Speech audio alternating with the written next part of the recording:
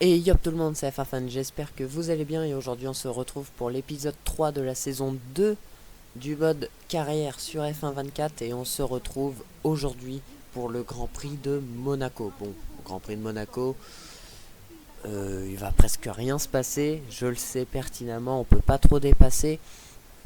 Donc voilà, hein, c'est un peu dommage d'avoir des grosses voitures pour ça, mais bon, hein, on aime bien le Grand Prix de Monaco, il est historique. Donc voilà, on va parler un peu du Grand Prix qui s'est déroulé la semaine dernière en Australie. Je crois, oui, c'est le Grand Prix d'Australie. C'est un bon résultat, on n'est pas sur le podium, on fait la quatrième position. On a égalité au championnat avec Max Verstappen, où les Red Bull Porsche sont de plus en plus rapides, je trouve. Les McLaren sont capables de se battre. On voit que la saison va être serrée jusqu'au bout. Aston Martin pêche un peu sur les circuits, comment dire, avec des virages rapides, euh, comme par exemple en Australie, hein, la voiture n'était pas non plus performante de fou. Hein. On voit que Alonso n'était pas dans le rythme non plus. Moi, je n'étais pas dans le rythme. On avait quand même pas mal de mal à garder le rythme des leaders, donc c'est un peu dommage, mais bon, on fait quand même une belle quatrième place. On est deuxième au championnat pilote, premier au constructeur, mais on est à égalité avec Max Verstappen en nombre de points, donc de toute façon, on est sûr d'être par exemple en tête du championnat si on fait un bon résultat ici. Hein. Si on est devant Max Verstappen, on est en tête du championnat. Après, il faut voir, hein, il faut quand même réussir à avoir un bon rythme et tout ce qui s'ensuit. Et vous voyez, en Monaco, je trouve que là, le circuit est beaucoup compliqué. Pour vous dire, je roule avec un setup. Le setup, ça fait depuis le début du jeu que je l'ai. Donc, il est plus, il est plus trop valable. Donc, c'est pour ça que vous allez voir pendant cette vidéo beaucoup, beaucoup de blocage de roue. Mais vous voyez, j'ai quand même le meilleur rythme. Et pourtant, les IA sont à 106. Hein. Donc, Monaco, c'est un peu le même bug que l'année dernière où on pouvait mettre les IA à 110 et prendre une pole position avec une seconde d'avance. Donc voilà. Mais là, l'objectif de Monaco, hein, vous le savez tous, c'est partir en pole position, mener tous les tours du Grand Prix et avoir le meilleur tour. On a besoin de faire un hat-trick aujourd'hui. Donc voilà, on va partir directement en qualification. Voilà, hein, toujours le même objectif, pole position. Là, on a vraiment besoin d'une bonne qualif. Il faut pas se louper, il faut pas partir loin. Faut vraiment pas se louper. On a besoin de bien se qualifier ici à Monaco, vu qu'on peut pas dépasser. Dites-moi dans les commentaires si vous aimez mon casque. Moi, je l'adore personnellement avec les petits smileys. Donc, allez, c'est parti directement pour cette Q1. Et pour l'instant, le premier secteur n'est pas oufissime. On n'est pas le plus rapide dans le secteur 1. D'habitude, je suis le plus rapide, mais là, il y a eu beaucoup d'erreurs, rien qu'à Sainte-Dévote. Je me suis totalement loupé. Pierre Gasly prend le meilleur tour en 1-10, 1-10-0. Et on rentre directement dans l'hôtel. Et vous voyez, hein, la batterie, je ne l'utilise presque pas. Attention, sortie de piste. Ici, à la fin des S de la piscine. Et attention, on a touché légèrement le mur. Oscar Piastri prend le meilleur tour. Et nous, on va arriver sur la ligne avec un tour vraiment catastrophique.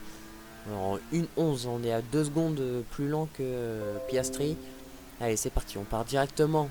Et vous voyez, on gagne déjà 3 dixièmes sur notre précédent chrono. Ici au casino, hein, ça se place plutôt bien. Lewis Hamilton prend le meilleur tour en 1-9.7. Ah, c'est que les qualifications 1, hein, c'est pas trop gênant. Attention, on retouche le mur et on perd du temps. On perd vachement trop de temps, je trouve. De 8 dixièmes d'avance à la fin du secteur 2. 4 dixièmes d'avance sur Guan Yu Zhou. Et on va arriver directement ici à la rascasse. Bon, attention, léger blocage de roue. Là, cette fois-ci, on ne touche pas le mur. On gagne un petit peu de temps, une seconde une. Et on va arriver ici sur la ligne de départ. Enfin sur la ligne d'arrivée. Et on prend le 5e meilleur chrono. Voilà, on est pas trop rapide, mais on est quand même bien placé. Et on passe. Quoi, Russell éliminé? Russell éliminé devant Nico Hülkenberg, Guan Yu Zhou, Bottas et Logan Sargent. Ah oui. Aïe aïe aïe.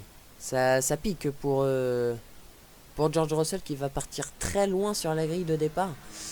Allez, on part directement en Q2 et là cette fois-ci on va essayer d'aller chercher un bon chrono et vous voyez, un scène des votes se passe plutôt bien. Dans la remontée, bon, c'est qu'une ligne droite. Dans le casino, on est vraiment à la limite. Attention, c'est vraiment loupé au freinage. Et au premier secteur 1 en violet, on est rapide, c'est bon. On commence à prendre nos marques ici à Monaco. Et là, dans l'épingle, ça place plutôt bien. Normalement, on est capable d'aller chercher le meilleur chrono. Alexander Albon qui prend le meilleur tour en 1:10.1. On prend le secteur 2 en violet. On est le plus rapide sur le circuit pour l'instant. Le secteur 1 et le secteur 2 en violet. Esteban Ocon, meilleur tour. Oh, attention, on a fait légère petite correction, mais c'est pas trop gênant. On arrive directement à la fin de ce tour de Q2. Est-ce qu'on va passer en tête? Et oui, on va passer largement en tête en 1:9.3. C'est battu directement par Fernando Alonso, mais ça passe directement. Les éliminés Albon, Piastri, Tsunoda, Stroll et Sergio Perez. Les deux McLaren sont éliminés. Oh, ça va faire mal. Ouh, ça va faire mal pour les deux McLaren qui sont hors de la Q3. Oui, là c'est vraiment dommage pour eux. Ça va partir très loin pour les McLaren et on part directement pour la Q3.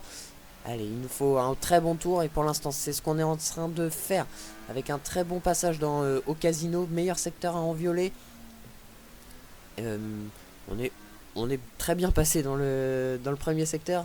Et ici à l'épingle on passe plutôt bien et à la fin du secteur 2, toujours Ocon qui prend le meilleur tour. On prend pas le secteur 2 en violet malheureusement. On a dû se louper à mon avis. Attention, léger coupage de virage.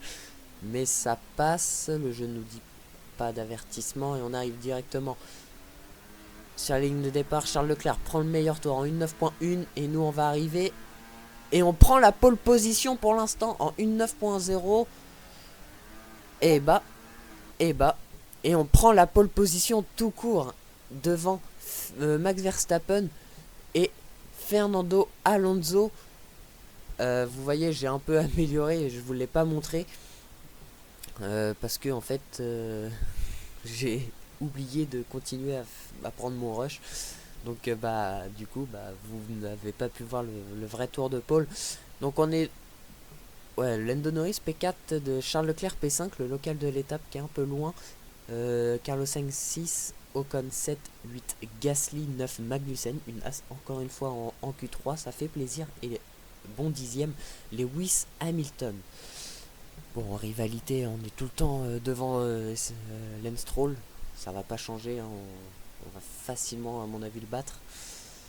Mais du coup, on va partir en pole position pour le Grand Prix de Monaco. Objectif pour l'instant réussi. Je crois que c'est la deuxième pole position, techniquement, de notre carrière. Donc, franchement, plutôt pas mal.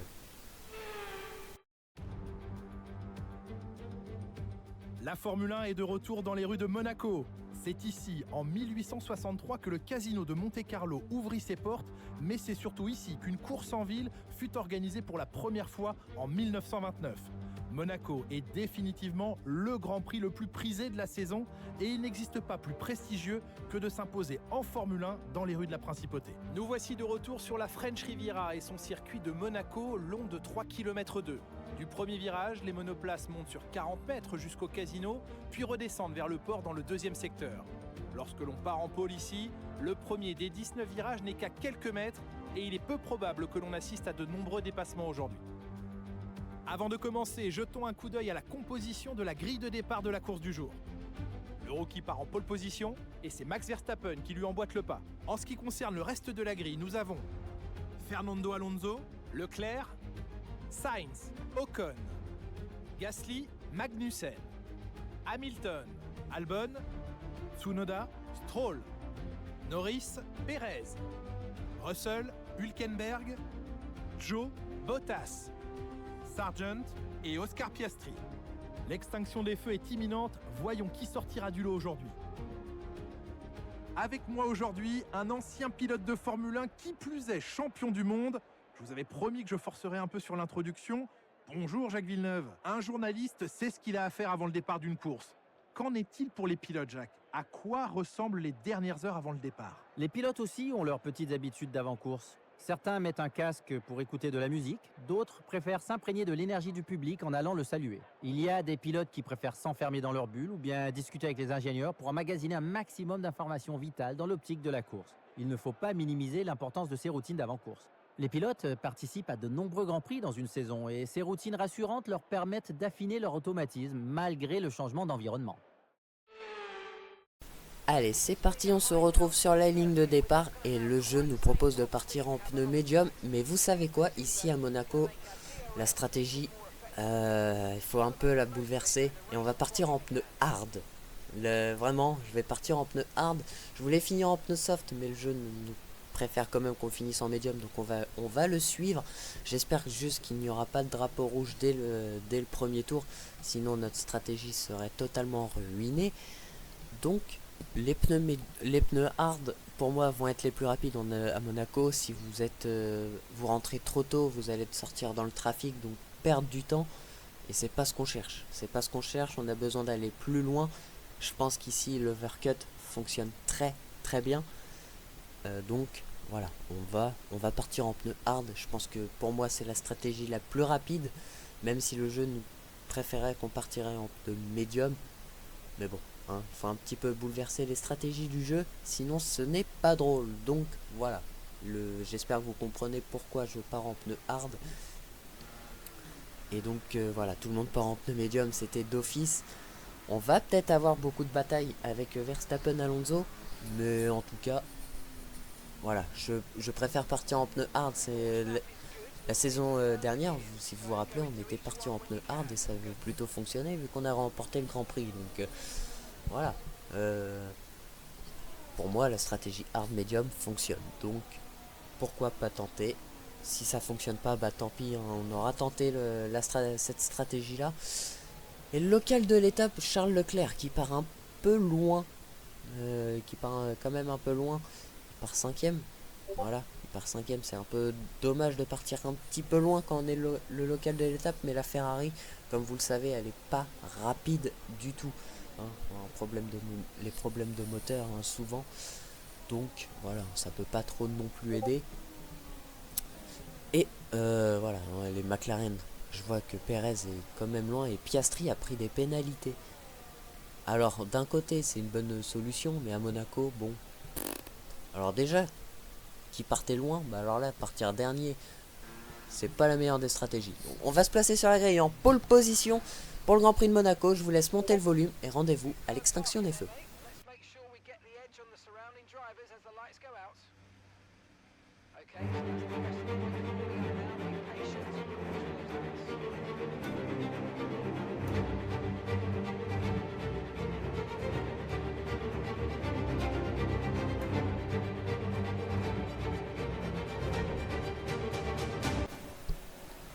Et c'est parti pour ce Grand Prix de Monaco. Et ben voilà, hein, beaucoup de patinage avec les pneus hard, mais on garde quand même la tête de la course ici au premier tour et au premier virage. Verstappen et Alonso se bataillent beaucoup.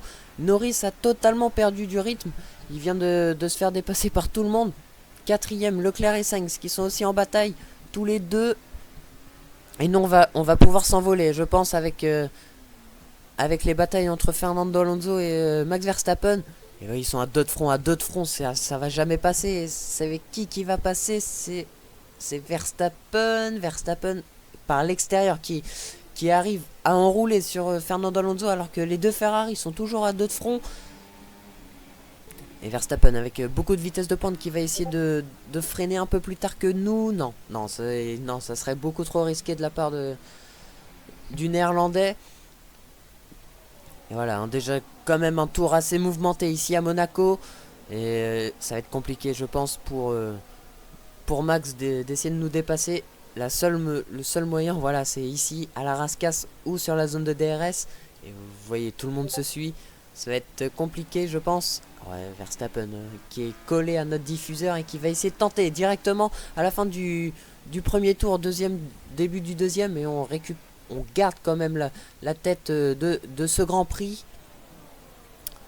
Ouais, mais Verstappen va être menaçant, je pense, sur les 10 premiers tours, le temps que les pneus hard commencent à faire effet. Et, et je suis obligé d'essayer de défendre, hein, parce que voilà, on va revoir les départs. Mais je suis quand même en train d'essayer de défendre sur Verstappen pour pas qu'il m'attaque. On va revoir les départs. J'ai beaucoup patiné, mais pour la première fois, je perds pas autant de positions. Donc c'est un plutôt bon point. On voit que les deux sont en train de s'attaquer, Alonso et Verstappen. Ça va, pas d'aileron cassé. On va revoir notre départ. Un peu de la caméra arrière, non, je pense pas.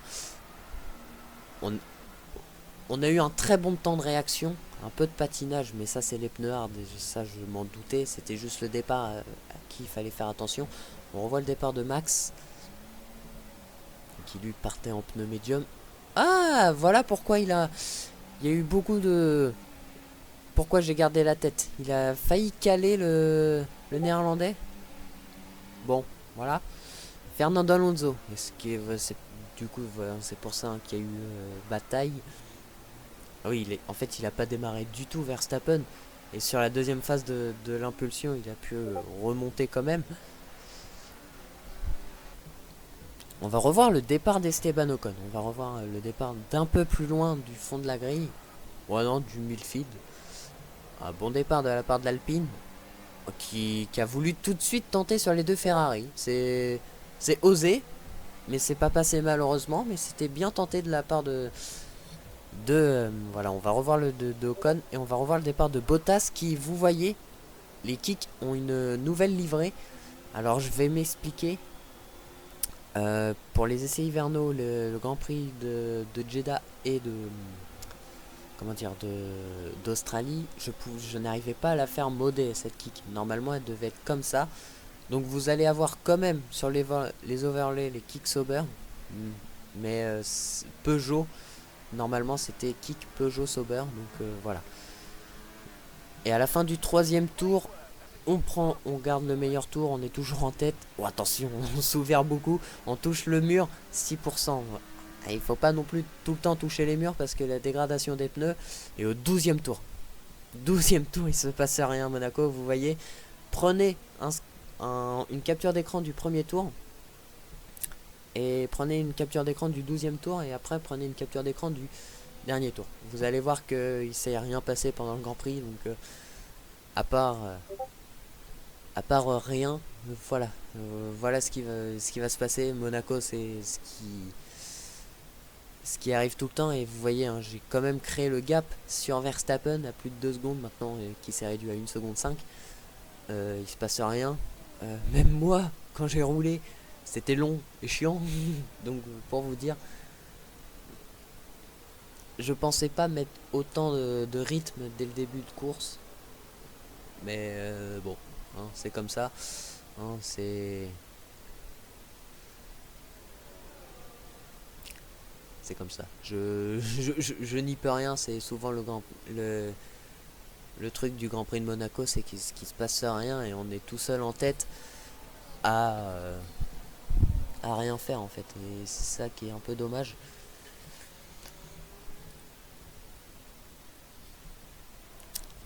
On va revoir un replay du tour 5. Qu'est-ce qui s'est-il passé? Ah, c'est avec Max Verstappen et nous. Qu'est-ce qui s'est passé? Verstappen qui a voulu se décaler sans DRS, bizarre. Et qui a perdu l'aileron, c'est peut-être pour ça qu'on a, comment dire, on a perdu. Alors je me suis loupé à la sortie. Et en fait Verstappen a voulu en profiter. Et il a voulu tenter à un endroit où en fait le virage se referme. Vous voyez, vous avez le mur qui fait une certaine bosse. Et moi en fait j'ai réaccéléré tout en glisse. Il a voulu passer et c'est pas passé. Et je suis sur ma trage. Donc je suis en aucun cas responsable. Ouais, non, je pourrais prendre. Là on va vachement au ralenti. Vous voyez, le volant ne bouge surtout pas. Je suis droit comme une image. Je suis un I sur... donc franchement je comprends pas. Et au 17ème tour du coup Verstappen à 3 secondes 5. Ah, du coup avec l'aileron cassé c'est sûr qu'on gagne du temps. Mais Dites-moi dans les commentaires si c'est de ma faute ou pas, ou j'aurais pu l'éviter l'accident, mais pour moi non, je n'ai rien fait, je suis resté sur ma ligne. Certes, j'aurais peut-être pu le laisser un peu de place, mais franchement, je, je vois pas. Je vois pas comment j'aurais pu encore esquiver, j'aurais pu me mettre dans le mur exprès, non. Malheureusement, c'était une tentative un peu risquée de la part de Verstappen qui n'a pas pu être réalisée, donc voilà, si c'est de ma faute, j'en suis désolé, mais en tout cas, de mon point de vue, ce n'est pas de ma faute. Et au 17e tour, normalement, ça va commencer à rentrer au stand pour les pneus médiums. Ouais, Verstappen rentre au stand. Alonso le suit. Ouais, je pense que tout le monde le suit. Sainz, Gasly. Ouais, tout le monde suit. Magnussen continue. Non, c'est pas Gasly, c'est Ocon dans la voie des stands. Et ça met des pneus hard. Hein. Tout le monde va mettre les pneus hard. C'est pas étonnant. Ah, Leclerc a réussi à ressortir devant tout le monde. Allez, tout le monde se gêne dans la voie des stands. C'est sûr que il peut en profiter. Ouais, tout le monde, presque toute la grille est dans la voie des stands. Perez qui ressort très loin. Et vous voyez un peu la kick qui est du coup modée en Peugeot. Dites-moi dans les commentaires si vous aimez la kick. Et 18e tour, hein, on est toujours en tête. Oh, attention, c'est légèrement loupé au freinage à la sortie du tunnel. Wow, beaucoup d'erreurs, beaucoup de patinage à la réaccélération. C'est faut faire gaffe. Faut faire gaffe à pas souvent la perdre parce que sinon le Grand Prix peut s'arrêter très vite. Et Carlos Sainz dans le dernier secteur qui va normalement rentrer au stand. Voilà, il rentre au stand le pilote espagnol. Gasly le suit. Magnussen continue. Oh, et est-ce qu'il n'est pas sur une stratégie différente Magnussen et qui fait comme nous? Tout le monde rentre au stand. Tsunoda avec la Cadillac va rentrer au stand aussi. Ouais, ça va mettre des pneus hard. Et voilà, chez Mercedes, on est bloqué. Il faut laisser passer tout le monde. Oh là là, le bordel dans la voie des stands. Bah, tout le restant de la grille est passé au stand. Donc, ah, en fait, je crois que les deux As sont aussi sur la même stratégie que moi. Parce que ils sont tous les deux encore en piste. Donc à mon avis, ils sont... sauf si j'ai pas vu qu'ils sont rentrés dans les premiers tours. Et dans ce cas-là, c'est le braquage du siècle. Et au 22e tour, Magnussen va rentrer au stand. Ouais, il va rentrer au stand. Il va passer les pneus médium, je pense. Il était en pneu hard. Hein, donc Hülkenberg aussi est en pneu hard, je vous le confirme. Il va ressortir loin, le pauvre Magnussen. Et on voit pas quel pneu il met. Normalement, voilà, c'est des pneus médium. Il part en pneu médium. Il va ressortir hors des points. Ah, c'est quand même une bonne stratégie, malheureusement. C'est une stratégie agressive, mais pas payante. Parce que vu qu'il avait pas... C'est une as, hein, ça a pas beaucoup de rythme. C'est un peu compliqué d'aller chercher une victoire. Et au 23e tour, au début du 23e, donc quand Magnussen rentre au stand, nous on a 20 secondes d'avance sur Hülkenberg. Donc on va rentrer au stand à la fin de ce tour. On va pas aller chercher le diable. Donc voilà, on va rentrer à la fin de ce tour pour pas que Leclerc remonte facilement sur nous. Parce que là, si je calcule bien, dans 2 tours, il est dans notre zone d'arrêt au stand. Donc, vaut mieux s'arrêter maintenant et garder la tête du Grand Prix. Donc voilà, à la fin de ce tour, on va rentrer tranquillement au stand.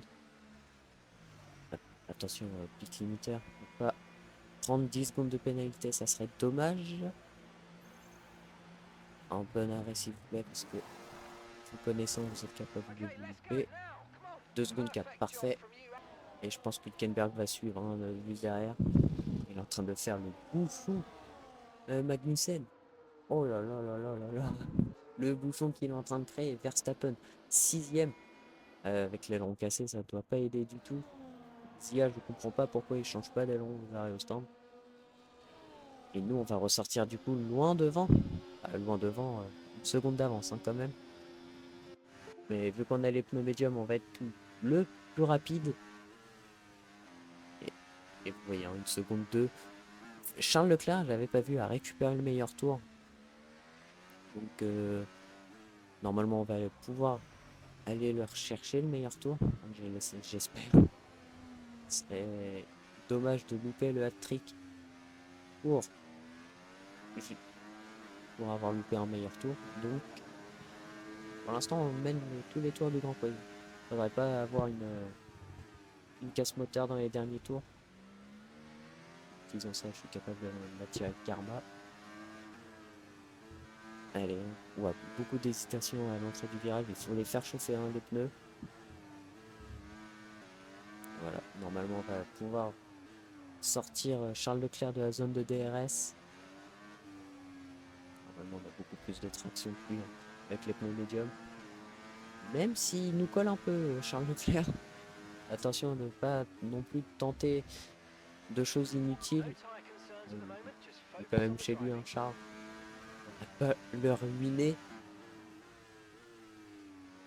Voilà, normalement, on va pouvoir le sortir dans le secteur 1 du DRS. Même si le DRS n'est pas trop utile sur ce circuit. Et au 35e tour, on a réussi à sortir Leclerc. Et j'ai 2 secondes 6 donc devant Charles. Et Alonso n'arrive pas à dépasser Charles Leclerc. C'est un peu dommage. Parce que l'Aston Martin est bien plus rapide que la Ferrari. Attention, que se passe-t-il? Je crois que là j'ai un problème moteur avec la voiture. Avec j'en parle 10 tours avant. Un problème moteur. Parce que là je suis totalement au ralenti. Et il est déjà à 1 seconde de Charles Leclerc. Oh non, la fin de course qui va être un peu compliquée si on a un problème moteur. Parce qu'il est rentré dans la zone DRS, Leclerc. Et c'est pas les pneus médiums. Hein. Les pneus médiums sont capables d'aller jusqu'au bout. Il n'y a pas beaucoup de dégradation ici à Monaco, donc il faut pas trop s'inquiéter pour ça.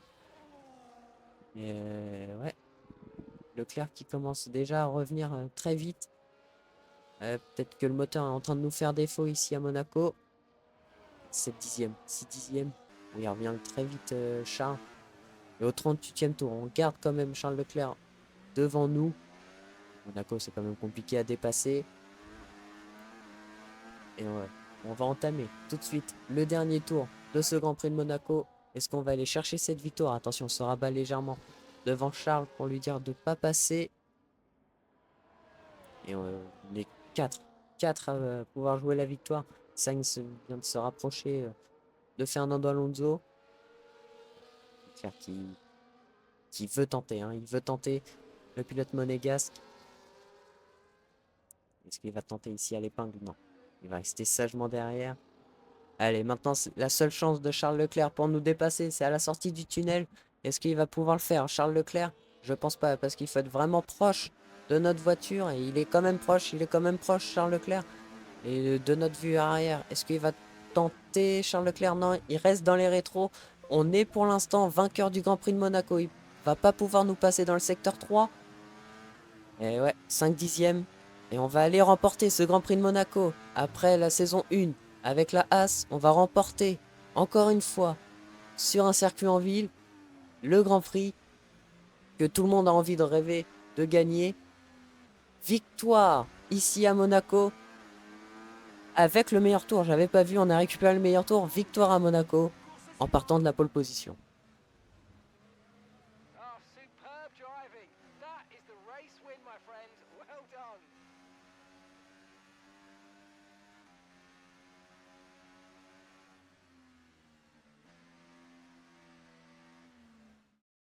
C'est une victoire grandiose aujourd'hui à Monaco qui fera sa fierté pour les années à venir. Très belle performance de pilotage aujourd'hui, Julien.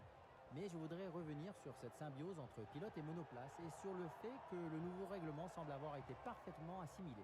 De ce côté-là, le job a été fait sans doute en se servant du simulateur en collaboration avec les membres de toute l'écurie, notamment l'ingénieur qui joue un rôle prépondérant tout au long des week-ends de course. Ensemble, ils ont accompli un travail admirable.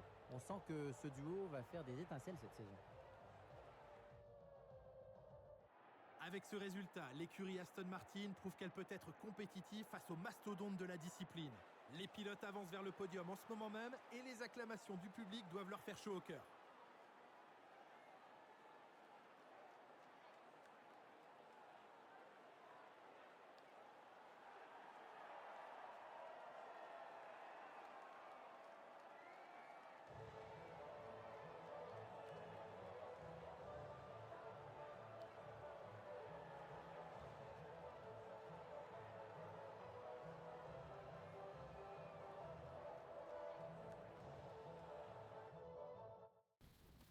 Donc, on remporte le Grand Prix de Monaco devant Charles Leclerc et Fernando Alonso sur le podium. Carlos Sainz, quatrième, médaille en chocolat pour le pilote espagnol. Verstappen avec son aileron cassé qui finit seulement cinquième. Les deux Alpines, belle performance, 6 et 7. Albon huitième, Hamilton 9, Tsunoda avec la Cadillac qui marque un point pour Cadillac. C'est surprenant. Magnussen, qui avait une bonne stratégie, je pense, mais qui finit du coup 11e. Perez qui a quand même réussi à remonter 2 places. Norris, en fait, avait pris des pénalités, je n'avais pas vu. Il finit 13e. Bottas, 14e. Et il est remonté de la 18e à la 14e. Pas mal pour Bottas. Russell qui n'a pas gagné de position, 15e. Piastri, partant dernier, remonté 17. Hülkenberg, 18. Logan Sargent, 19. Et le seul abandon, Lance Stroll, encore une fois, qui abandonne après le Grand Prix d'Australie. Et du coup, on reprend la tête du championnat pilote devant Verstappen pour 16 petits points. Alonso qui est troisième à 25 points de retard. Et au constructeur, on passe la barre des 100 points et on est en tête devant Red Bull pour 35 petits points. Donc, pour l'instant, le constructeur est dans notre poche. Hein, il reste encore 7 Grands Prix à faire. Il reste encore pas mal de Grands Prix, mais bon. On a mis un peu la main sur le titre. En rivalité, on est toujours devant Stroll. L'intensité, waouh, super. Le pauvre, il fait que des abandons sur abandon. Et en note, on prend beaucoup. Ah, on passe pas 80. En renommée, Fernando Alonso nous met une petite tapette sur l'épaule, en disant c'est moi le patron. Et en spécialiste, comme d'habitude, c'est trop facile à les augmenter. Prochain Grand Prix, ça va être l'Autriche. Donc, qui dit Autriche dit course sprint. Donc voilà. Si vous avez aimé la vidéo, n'hésitez pas à liker et vous abonner. Je vous donne rendez-vous soit dimanche